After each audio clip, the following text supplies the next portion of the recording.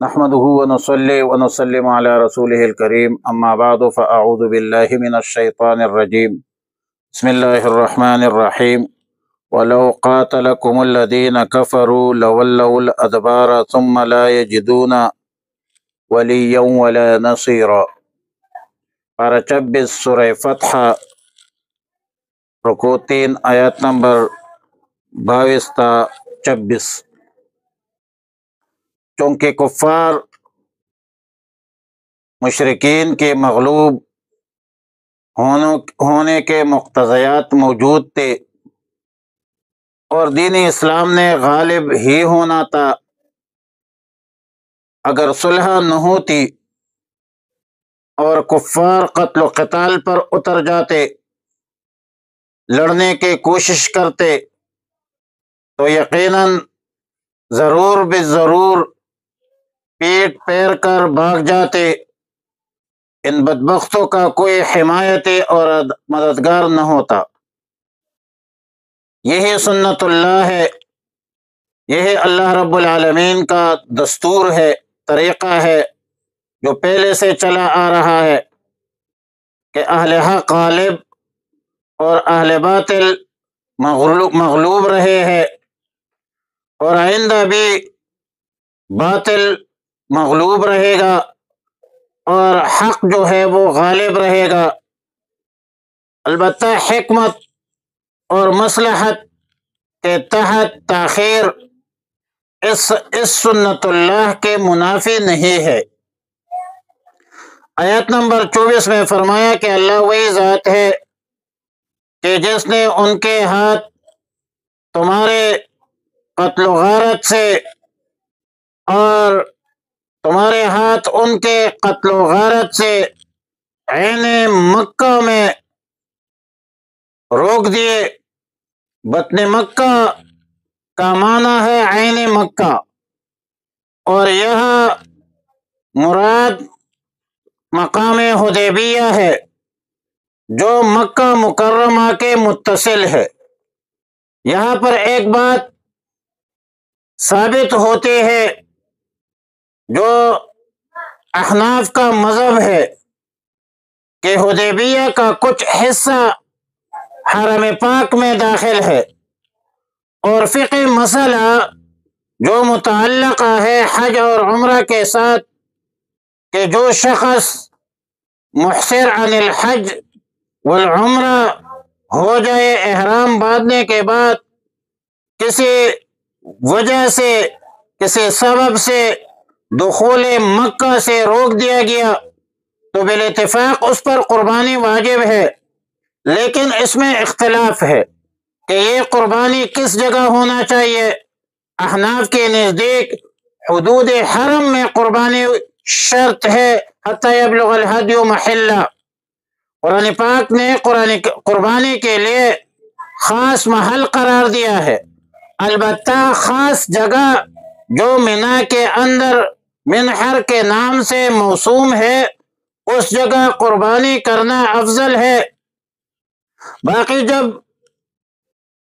کفار نے روک دیا تو جانوروں کو اس حدیبیہ کے مقام پر صحابہ کرام نے ذبح کیا، اور ظاہر بات ہے کہ اصل مقام تک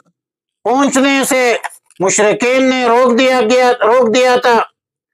فَتُصِيبُكُم مِّنْهُمْ مُعَرَّةٌ بِغَيْرِ علم۔ لفظ معرہ کا معنی بعض مفسرین نے گناہ بیان کی ہے، بعض حضرات نے مطلق مضرت بیان کی ہے، بعض حضرات نے عیب بیان کی ہے۔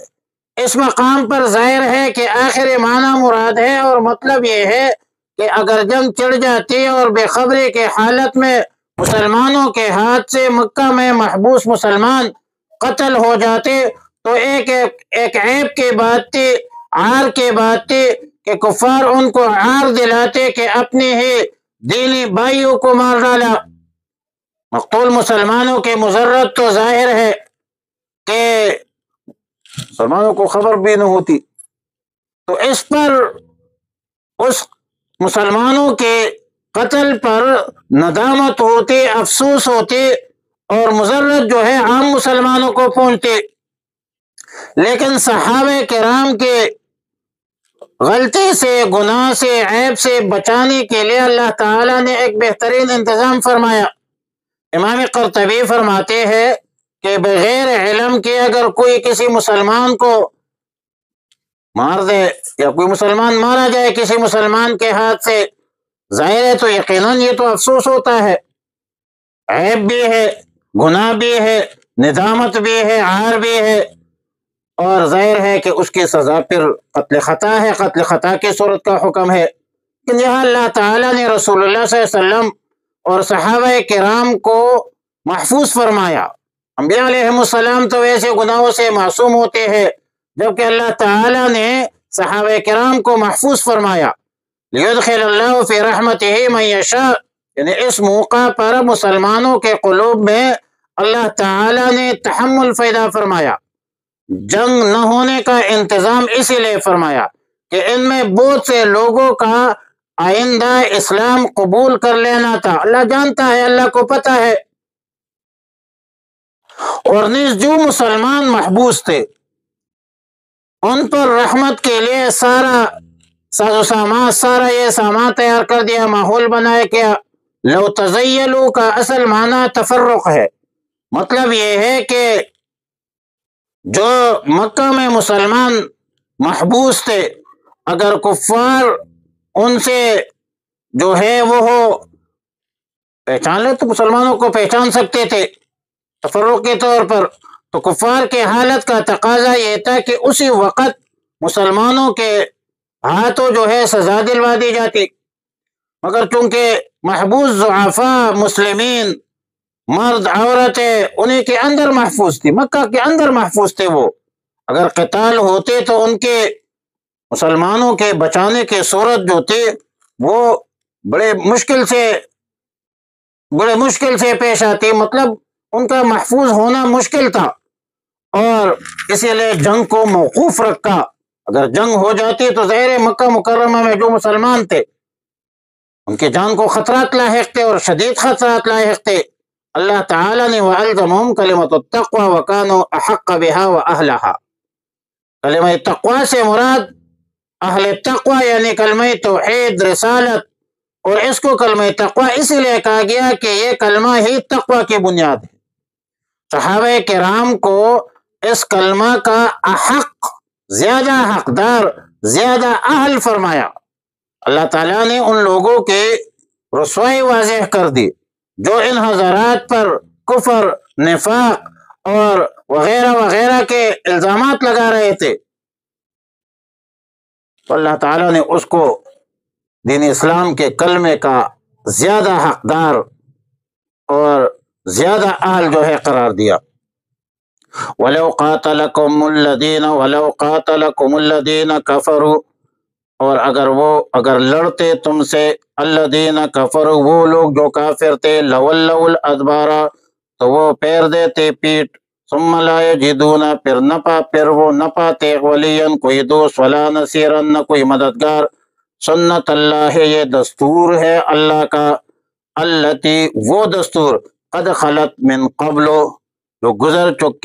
چکا ہے اس سے پہلے، ولن تجد، اور نہیں پائیں گے آپ،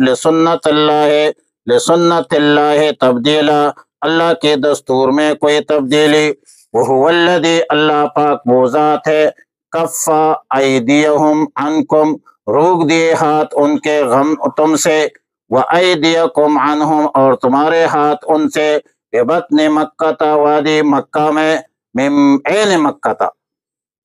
من بعد اس کے ان اظفرکم علیہم، کہ اس نے غالب کر دیا تمہیں ان پر، وکان اللہ، اور ہے اللہ رب العالمین، بما تعملون، جو کچھ تم کرتے ہو، بصیراً دیکھنے والا ہے۔ ہم الذین کفروا، وہ لوگ وہی تھے جنہوں نے انکار کیا تھا، وصدوکم عن المسجد الحرام، روکے رکھا تمہیں مسجد حرام سے، والہدی، قربانی کے جانور بھی روکے رکھا، معکوفاً، روک دی گئے تھے، ایبلغ محلہ، اس سے کہ وہ پہنچ جائے اپنے قربان گاہ تک، قربانی کی جگہ تک۔ ولولا رجال مؤمنون، اگر نہ ہوتے کچھ مرد ایماندار، ونساء اور کچھ ایماندار عورتیں مؤمنات ایمان والی لم تعلموا جس کو تم نہیں جانتے تھے ان تطؤوہم کہ تم پال کر دو گے اما تم ان تطؤوہم یعنی تم اس کو پاؤ تلے رونو گے پائمال کر دوں گے ان کو فتصیبکم تو پہنچتا تم کو منہم ان کی وجہ سے معرتن نقصان بغیر علم بے خبرے میں لیدخل اللہ تاکہ داخل کرے اللہ تعالیٰ فی رحمتہ اپنے رحمت ہے من یشاء جسے چاہے لو تزیلوا اگر وہ الگ ہو جاتے تفرقوا لعذبنا تو ہم عذاب دیتے الذین کفروا جنہوں نے کفر کیا ہے منہم ان میں سے عذابا علیما دردناک عذاب اذ جعل الذین کفروا جب پختہ کی ان لوگوں نے اکفروا جو کافر ہے فی قلوبہم ان کے دلوں میں الحمیت ضد حمیت الجاہلیت زمانے جاہلیت کے ضد فانزل اللہ تعالیٰ نے نازل کیا سکینتہ اپنا سکینہ اور اطمینان علی رسولہ اپنے رسول پر وعلی المؤمنین اور مسلمانوں پر صحابہ پر وَأَلْزَمَهُمْ اور لازم کر دی ان پر کلمت التقوی پرہیزگاری کی بات وَكَانُوا اور تھے وہ احق زیادہ حقدار بہا اس کے وَأَهْلَهَا اور اس کے اہل تھے وَكَانَ اللَّهُ اور ہے اللہ رب العالمین بِكُلِّ شَيْءٍ عَلِيمًا ہر چیز کو جاننے والا